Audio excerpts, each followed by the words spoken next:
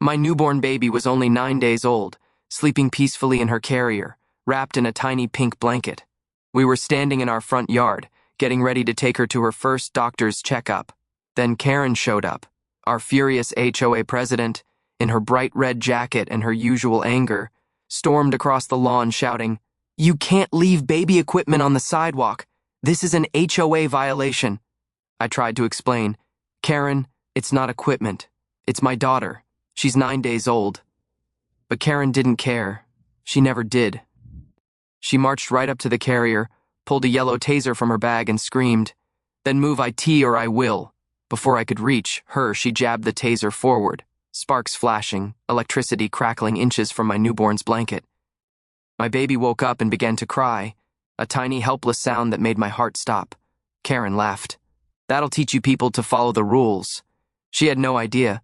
The newborn she just threatened with a taser, the tiny baby she tried to punish over an HOA rule, was the police chief's daughter. Before I tell you what happened next, tell me where you were watching from. And please hit subscribe for more stories where the good guys always win. My newborn baby was only 9 days old, sleeping peacefully in her tiny carrier on the front lawn. She was wrapped in a soft pink blanket, her little fingers curled like flower petals, her breath slow and gentle. We were simply getting ready to take her to her first doctor's checkup. The morning was calm, birds chirped, the air smelled of jasmine. For once everything felt peaceful. Then Karen showed up. Karen, our furious HOA president, stormed out of her house like a tornado wrapped in a bright red jacket. She marched across the sidewalk, clutching a thick clipboard, her heels clacking like an alarm. "You can't leave baby equipment on the sidewalk," she barked, her voice shaking the quiet morning. "This is a clear HOA violation." I blinked at her, stunned. "Karen, it's not equipment, it's my daughter. She's 9 days old." Karen didn't look at the baby. She didn't soften. She didn't even blink. Instead, she leaned in, hands on her hips. "Well, she shouldn't be sitting here. Strollers and carriers block the walkway. I've told you all already. No clutter." My wife stepped beside me. "She's a newborn. We're just putting her in the car." But Karen waved her hand like she was swatting a fly. "No excuses. Rules are rules. If you want to raise a child in this neighborhood, you follow my standards." I felt my jaw tighten. "Karen, calm down. There's nothing wrong here." She narrowed her eyes. "Oh, really? Then move IT. I don't care what's in the carrier." And then it happened. The moment that changed everything. Karen reached into her oversized red purse, pulled out a bright yellow taser, and clicked it on. A crackling spark lit up the metal prongs. Loud, sharp, dangerous. My wife gasped, "Karen, stop!" But Karen stepped forward anyway. "If you won't move this thing," she snapped, "then I will." Before I could grab her, she jabbed the taser downward, stopping just inches away from the carrier. Electric sparks danced dangerously close to the soft pink blanket. My newborn daughter jolted awake in terror. Her little face scrunched up, and she began crying. Loud, panicked cries that pierced my heart. My wife screamed, "You're scaring her!" Karen laughed. Actually laughed. "Oh, please. Babies cry at everything. She'll survive. Maybe this will teach you people to follow the HOA rules for once." My hands tightened into fists. I took a step forward, voice shaking with fury. "Karen, turn that off." But she didn't. She clicked the taser again, another burst of crackling electricity, and held it threateningly above the carrier like she had all the authority in the world. "You know what?" She spat. "If you don't want me to move this thing with force, then you better move it in the next 3 seconds. My newborn's cries grew louder, sharp and frightened. My wife bent down, trying desperately to soothe her, hands trembling. "Shh, shh. Mommy's here. You're okay," she whispered, but even her voice shook with fear. Karen crouched down, her face inches from the crying baby. "This is what happens when people break the rules," she snarled. A wave of rage washed over me. No one talks like that to an innocent 9-day-old child. "You're threatening a baby," I said quietly, dangerously. Karen shrugged like it was the most normal thing in the world. "She's in my way, and I'm tired of being ignored." The neighbors began peeking out their windows. One woman stepped outside and froze when she saw the taser. "Oh my God. Karen, what are you doing?" she yelled. But Karen only lifted her chin proudly. "This is HOA enforcement." Somewhere inside me, something snapped. I started running toward her. She turned, confused at first, but when I pulled back my jacket and she saw the badge clipped at my belt, everything in her face changed. Her smirk vanished, her eyes widened, her hands trembled. The taser wavered. You're, she stuttered. I'm the police chief, I said. The words hit her harder than any punch could. Color drained from her cheeks. Her mouth fell open. Her bravado collapsed in an instant. I didn't know, she stammered. I swear I didn't know she was your baby. You shouldn't need to know, I growled. You never threaten a child. Karen stumbled back, shaking, the taser suddenly looking too heavy for her hand. She understood now. She understood everything too late, because the newborn she had just threatened, the tiny baby she'd nearly shocked in her own front yard, was the police chief's daughter. And I was only getting started. I sprinted toward Karen, my heart pounding so hard I couldn't hear anything except the sharp, panicked cries coming from my newborn daughter. Those cries were tiny, but they hit me like thunder. My wife rushed behind me, panic spreading across her face like wildfire. Karen, stop! My wife shouted, voice cracking. You're scaring her! But Karen didn't even flinch. She didn't soften. She didn't hesitate. Instead, she rolled her eyes dramatically, like we were the problem.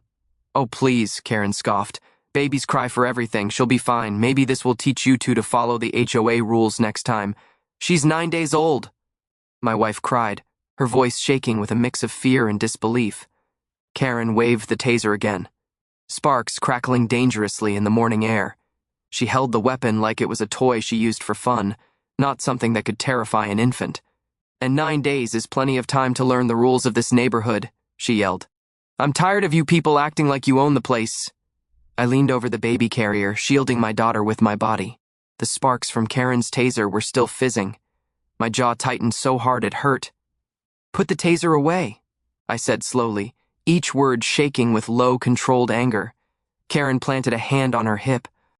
Or what? She snapped. You'll complain to the board? I am the board. The arrogance in her voice was unbelievable. But before I could respond, a door slammed nearby. Neighbors started stepping out of their houses. First one, then 3, then 6. Heads poked over fences. Curtains swung open. A few gasps rippled through the crowd as soon as they saw the taser. Oh my God, someone whispered. Is Karen serious? She's lost her mind. A neighbor across the street lifted their phone and began recording. Karen spun around instantly. Stop recording, she shrieked. This is official HOA business. But no one listened. They kept recording. Some even stepped closer for a better angle. My newborn's cries grew louder, turning into sharp little sobs, her fists clenched tightly, her tiny chest rising and falling too quickly. My wife dropped to her knees beside the carrier, gently touching our daughter's cheek. You're okay. Mommy's here, she whispered, trying to calm her even as her own hands trembled. But Karen wasn't finished. Move that stroller now, Karen barked, or I'll drag it myself. This is blocking the walkway. You're threatening an infant, I snapped, my voice louder now. Karen smirked, actually smirked. I'm disciplining irresponsible parents, she said proudly. This is my neighborhood, the neighbors audibly gasped. One shouted, You can't discipline a baby. Another yelled, Karen, put the taser down. But Karen just held the taser up like a trophy. You people never listen. You leave decorations out too long. You paint your doors the wrong color. You use non-approved trash cans. And now this, she said, pointing at the baby carrier. I'm done being nice. I will enforce the rules.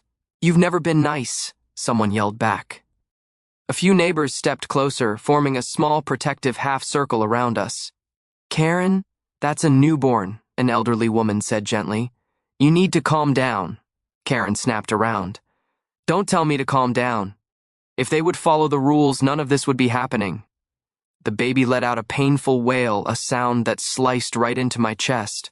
I reached down and gently placed my hand on her tiny chest, trying to soothe her the way I had watched nurses do in the hospital. My wife looked up at me with tears in her eyes.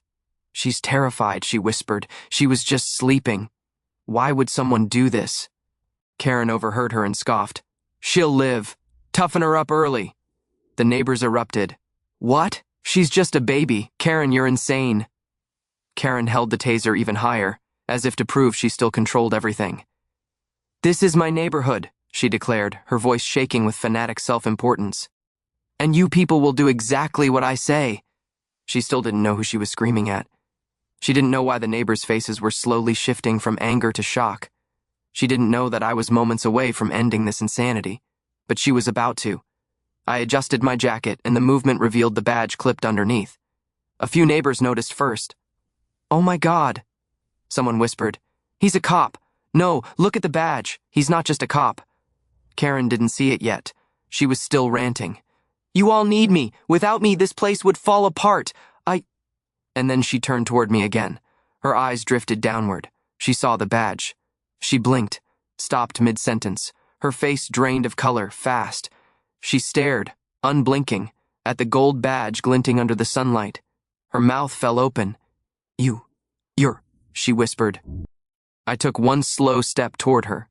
"I'm the police chief," I said calmly. The taser in Karen's hand suddenly felt very heavy. Her grip loosened.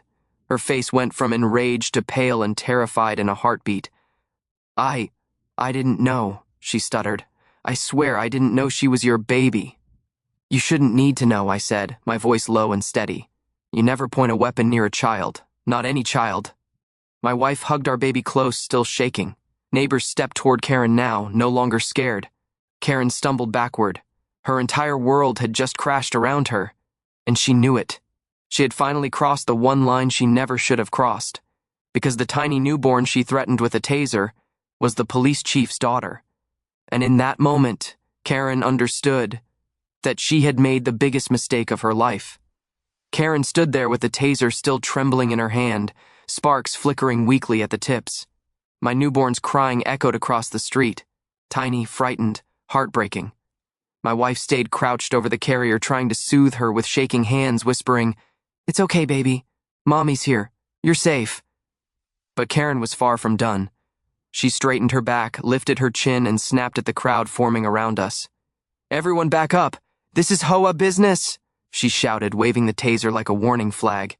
"You all break the rules every day, and I'm sick of it." Neighbors exchanged horrified looks. Then Mrs. Patel, the sweetest elderly woman on the street, marched forward with surprising courage. "Karen, have you lost your mind?" she yelled. "That's a newborn baby. Put that thing down." Karen scoffed. "Oh, please, I didn't touch her. The taser was near her, not on her." "Don't be dramatic. That's still dangerous," a man shouted from his porch. Another neighbor nodded. "You don't bring a weapon anywhere near a baby." But Karen tightened her grip on the taser and shouted back, furious. "You people never listen. Parking rules, lawn rules, paint colors, all ignored. I'm done being nice. You've never been nice," someone yelled from the back. Karen's head snapped toward them. "I control this neighborhood," she screamed, pointing the taser upward like a demented queen holding a scepter. "And if parents won't follow rules, then maybe they don't deserve to raise kids here." A gasp rippled through the crowd. My wife stood slowly, her face pale with shock. She's holding a taser near a newborn. "And she thinks that's control?" she whispered to me. Karen heard her and laughed, a high, sharp, unsettling laugh. "I keep order around here," she shouted. "Without me, this place would fall apart. I can fine you, report you, and remove you." Remove who? A 9-day-old baby?" a teenager snapped. "You've finally lost it." Another neighbor added, "You're not enforcing rules, Karen. You're dangerous." For the first time, Karen's confidence wavered. Just a tiny crack, but a crack all the same. Her eyes flicked across the angry faces gathering around her. Phones recording, arms crossed, people stepping onto their lawns to get a closer look. She wasn't feared anymore. She was exposed. But Karen wasn't someone who backed down gracefully. She jabbed the taser forward again, sparks shooting out. "Stop exaggerating," she snapped. "It's not even turned up high. I wasn't going to actually hurt the brat. I just wanted the parents to listen." The street exploded in outrage. "Brat? She's a newborn. What is wrong with you? Karen, this is too far." My wife shouted, "That doesn't matter. You terrified our baby." Karen spun around to glare at her, and that's when she finally saw it. The badge, the gold badge clipped at my waist. She froze, mid-turn, mid-breath, mid-scream, her eyes locked onto it like she'd just seen a ghost. Her voice cracked into a tiny whisper. "You're police?" I took one slow, controlled step forward. "I'm the police chief." Silence spread across the street like a shock wave. Karen's jaw fell open. Her hand trembled violently, the taser lowering without her meaning to. The neighbors all stared at me, then at her, realization spreading from face to face like wildfire. Karen took a shaky step back. But, you didn't say that, she stuttered. You didn't warn me. If I had known. You shouldn't need to know, I said. You never aim a weapon near a child. Any child. Karen swallowed hard, eyes darting around as if looking for someone to defend her. But no one moved. No one spoke up for her. No one even blinked. Okay, I didn't mean it, she said, laughing nervously as she tried to hide her fear. It was just a scare tactic. I wasn't going to do anything. That's not a defense, a neighbor muttered. That's a confession. Karen shot them a glare, but her voice shook. I'm the HOA president. I'm allowed to enforce rules. You all know that. No rule allows you to threaten a newborn, I said, my voice growing colder. Karen clutched the taser like a lifeline. You're twisting this. I'm trying to help this community. By now, half the street stood outside. Kids clung to their parents. People whispered in disbelief. More phones recorded her meltdown. And Karen knew it. Her smile wavered again. Her legs shook. She looked at the crying newborn, then at me, then at the angry wall of neighbors surrounding her. Her voice collapsed into a whisper. Oh no, I've made a mistake. I didn't know. I took another step toward her. You crossed a line, I said. A line no civilized person crosses. Karen stumbled back so fast she almost tripped over her own feet. I didn't mean it. I swear. I didn't know she was your baby. You shouldn't need to know who she belongs to, I replied. She's a human being, a defenseless newborn. And you put fear into her first week of life. Karen covered her mouth, breathing fast, her eyes watering. The neighbors watched her unravel. One whispered, She's finally facing consequences. Another said, About time. Karen clutched her chest, looking like her entire world was collapsing. I didn't think it would go this far, she whispered, shaking. I looked down at my daughter, now calmer in my wife's arms, hiccuping softly, still scared but safe, then back at Karen. It already has, I said, and Karen knew it. She knew she had gone farther than she could ever take back, because the newborn she tried to intimidate with a taser, the tiny baby she put fear into, was the police chief's daughter, and the neighborhood had just turned against her, completely. Karen stumbled backward the moment she saw my badge, almost twisting her ankle on the curb. Her face turned white, the arrogant smirk gone, replaced by pure confusion and fear. The taser in her hand trembled violently, sparks flickering weakly at the ends. Wait, I didn't know she was your daughter, she stammered. Her voice shook like she was freezing in the summer heat. I didn't know, I wouldn't have, I didn't mean, I stepped closer, my voice calm but sharp as glass. You shouldn't need to know, I said. You never point a weapon near a child, not mine, not anyone's. Karen gasped like I had slapped her. No, you're twisting this, she screamed. I wasn't trying to hurt anyone. The baby wasn't touched. It was just a warning. My wife clutched our newborn tighter, tears streaming down her cheeks. You terrified her, she whispered painfully. She's 9 days old. She doesn't understand what a taser is. She just felt fear. Karen pressed her shaking hand against her chest.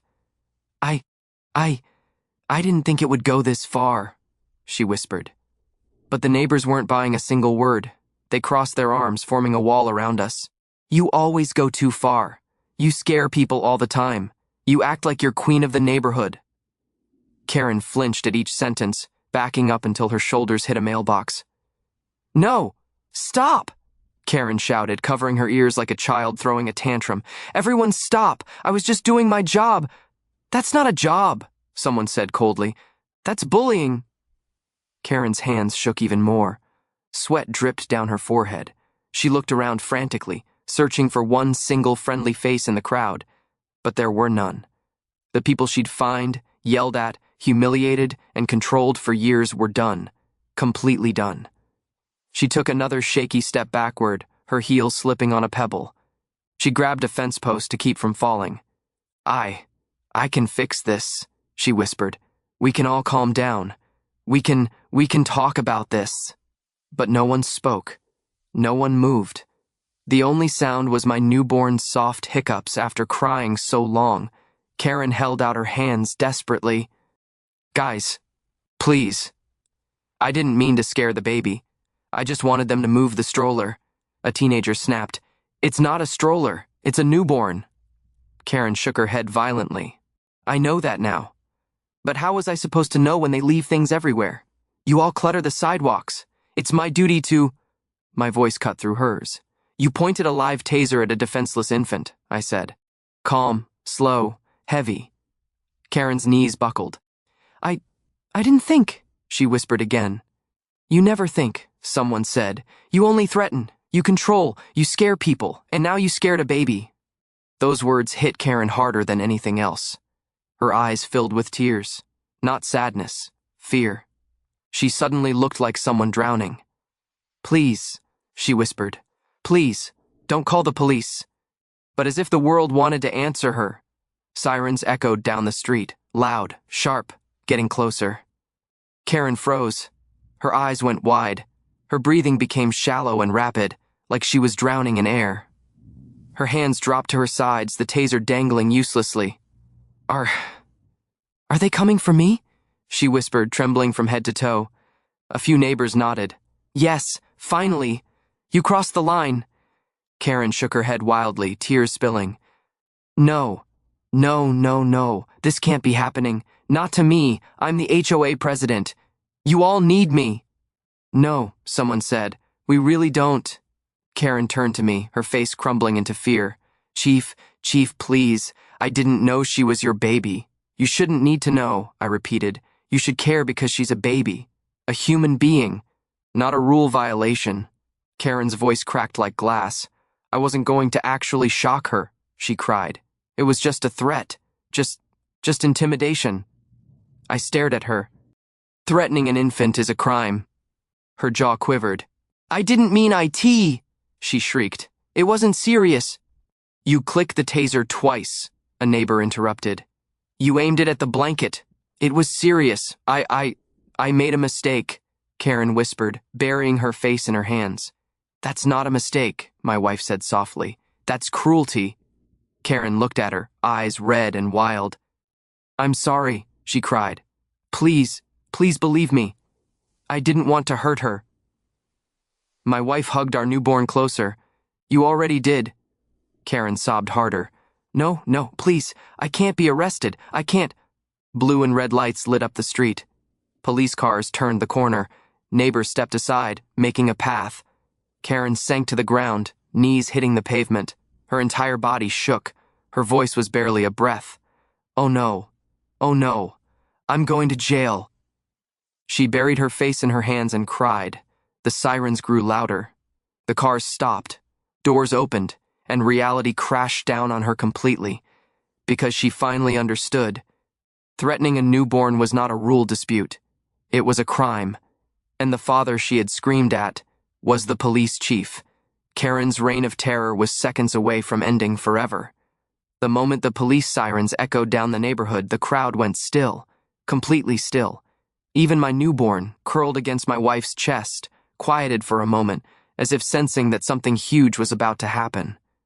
Blue and red lights washed across the street, flashing, growing brighter, getting closer. Karen froze like a statue, her arms dropped, her throat bobbed as she swallowed hard. The taser wobbled dangerously in her trembling grip. They're really coming, she whispered. The neighbors stepped aside, forming a path down the middle of the street like they were watching the final scene of a long, exhausting play. 2 patrol cars screeched to a stop. The doors opened. Out stepped officers Ramirez and Lee, 2 of the most experienced on the force. They didn't even need to be told what was happening.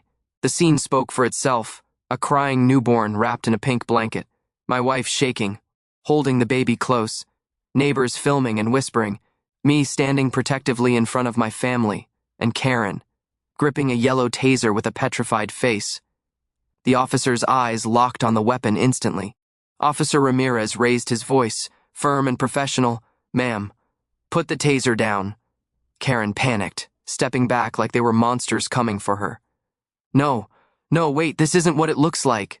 she cried, shaking so badly the taser nearly slipped from her hand. "This is just a misunderstanding."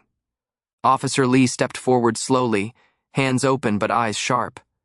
"You pointed a taser near a newborn," he said. "That's not a misunderstanding." Karen cried harder. "I was enforcing HOA rules. They left baby equipment on the walkway. They break rules all the time." Officer Ramirez's jaw tightened. "That doesn't justify threatening a baby." Karen gasped like she'd been punched. "I wasn't threatening her," she screamed. "I was threatening them. I was just trying to scare them." "That's worse," a neighbor shouted. Karen snapped her head toward them. "You stay out of this." But her voice cracked. It didn't hold the same power anymore. Her scream sounded more like a begging child than a dictator. My wife clutched our newborn tightly, whispering soft, soothing words. The baby made tiny, frightened hiccups, pressing her face into her mother's chest. Officer Lee pointed at Karen's trembling hand. "Last warning, put the weapon down." Karen shook her head violently. "No, please, you don't understand. I'm the HOA president. I have authority." "You don't have authority over people's lives," Ramirez said coldly. "Especially not infants." Karen's legs started wobbling. No, I didn't mean it. I didn't mean it," she sobbed. "I wasn't going to tase her. I swear on my HOA position." "No one cares about your HOA position," a neighbor muttered. Karen's eyes darted wildly around the crowd. "You're all turning on me. After everything I did for this neighborhood? After all those rule reminders? All my warnings?" "You're bullying," someone corrected. Karen screamed. "IT wasn't bullying. IT was order." Officer Lee's voice turned firm. "Ma'am, drop the weapon." Finally, Karen's strength broke. Her shoulders slumped. Her hand loosened. The taser slipped from her grip, fell to the pavement, and clattered against the asphalt. She stared at it like it was a piece of her soul that had shattered. The officers moved in quickly. They'd seen enough. "Ma'am, turn around," Officer Ramirez said. Karen backed up until she hit the mailbox, shaking her head desperately. No, please. I didn't mean it. I was just trying to keep order. You need me. This neighborhood needs me." Officer Lee grabbed her wrist gently but firmly. "Ma'am, turn around." Karen burst into full sobs. Messy, loud, terrified sobs. "No, please, I can't be arrested. I'm the HOA president. I'm important," Officer Ramirez responded calmly. "You endangered an infant." Karen's knees buckled. Her whole body collapsed as if those words were too heavy for her. No, please. I didn't mean to. I didn't want to hurt the baby. I love this neighborhood. I was trying to help." But the officers already had her turned around. Her bright red HOA jacket crumpled as they placed handcuffs on her wrists, her face streaked with tears. She couldn't stop shaking. The neighbors who had feared her for years now watched quietly, some in relief, some in disbelief, some recording the moment for proof. For the first time since she had taken over the HOA, Karen had no power. Officer Lee gently guided her toward the patrol car. She twisted, crying harder. "Please, I'm not a criminal. I was just trying to enforce the rules. I was just doing my job." Ramirez shook his head. "Threatening a newborn is not a job. It's a crime." Karen sobbed harder, stumbling as they helped her into the back seat. "Please, you can't do this. I didn't know she was the chief's baby." I stepped forward. "You shouldn't need to know," I said. "You should care because she's a baby." Karen's face crumpled. "I'm sorry," she screamed as the door closed. "I didn't mean it. I swear." The door shut with a heavy finality. Karen's voice became muffled behind the glass. The patrol car pulled away slowly, lights still flashing gently, reflecting off the street. And just like that, the woman who terrorized the neighborhood with rules, the woman who screamed at children, fined families, and waved her authority like a sword, the woman who threatened a newborn baby, was gone. For the first time all day, the entire neighborhood exhaled, a long, shared breath of relief. My wife looked at me with tired, watery eyes. "What happens now?" she whispered. I touched my newborn's tiny hand. "Now," I said softly, "we protect her. We breathe. We heal." Behind us, the neighbors slowly walked back to their homes, quieter, calmer, safer. Karen's reign was officially over. When the patrol car turned the corner and disappeared down the street, the entire neighborhood seemed to release one long, exhausted breath. It felt like the moment after a thunderstorm, the air heavy but cleaner, everything shaken but somehow calmer. My wife knelt beside the baby carrier, gently lifting our newborn into her arms. The baby's tiny body trembled with soft hiccups, her earlier cries fading into little whimpers. She buried her face into my wife's chest, searching for warmth and safety. "It's okay, sweetheart," my wife whispered, her voice still shaky. "Mommy's here. You're safe. I've got you." She rocked the baby slowly, gently, lovingly. I crouched beside them and placed a steady hand on both of them, one on my newborn's small back, the other on my wife's trembling shoulder. The sunlight glowed against their silhouettes, warm and gentle, like the world was apologizing for the chaos it had allowed. "She's safe," I said softly. "She's okay. You both are—" My wife lowered her head, a tear slipping down her cheek. She leaned her forehead against mine. "Why would anyone do that to a baby?" she whispered. Her voice cracked, the weight of fear still sitting heavy on her chest. I exhaled slowly. "Because she thought power meant control," I said. But she forgot something important. My wife looked up, eyes swollen from crying. "What?" "That people come before rules. Always." Her grip on our newborn tightened, as if the words helped hold her together. Behind us, neighbors slowly approached, not with fear, not with hesitation, with compassion.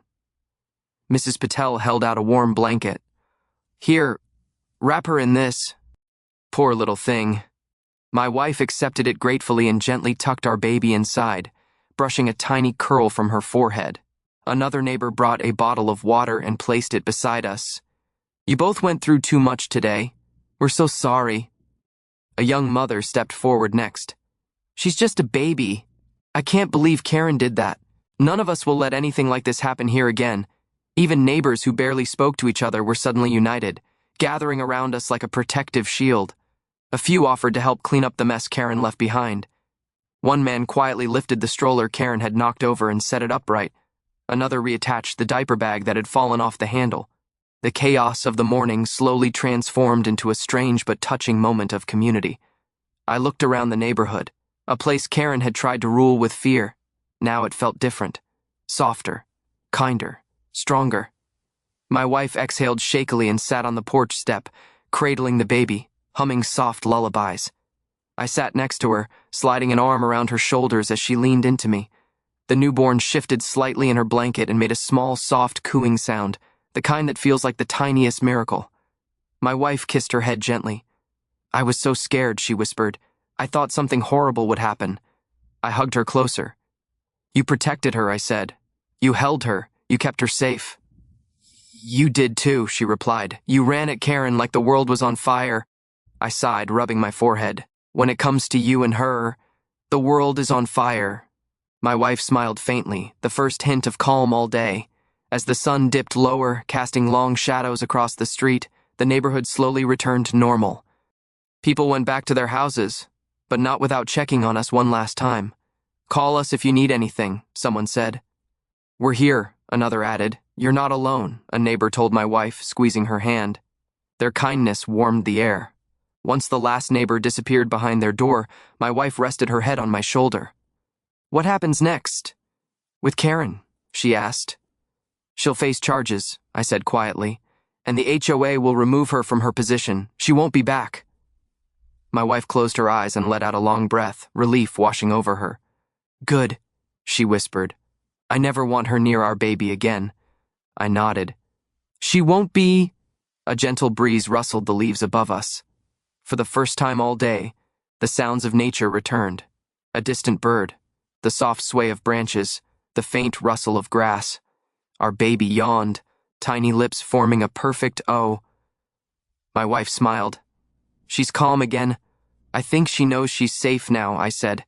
We sat there together for a long moment, soaking in the quiet after the storm. My wife gently rocked our daughter, humming, and I watched them both with a heart fuller than I'd felt in a long time. Karen was gone. Her chaos was gone. Her power was gone. All that remained was peace, fragile, precious, and ours. I kissed my wife's forehead, then the top of our newborn's head. "She's strong," my wife whispered. just like her dad. No, I said softly. She's strong like you. My wife smiled and placed the baby in my arms so I could hold her. The tiny heartbeat against my chest felt like the purest reminder of what mattered. I looked down at her, wrapped in her blanket, cheeks soft and warm, eyes closed peacefully. Karen had made the biggest mistake of her life, because the newborn she threatened with a taser was the police chief's daughter, and justice always finds those who cross the line. But today, peace found us too.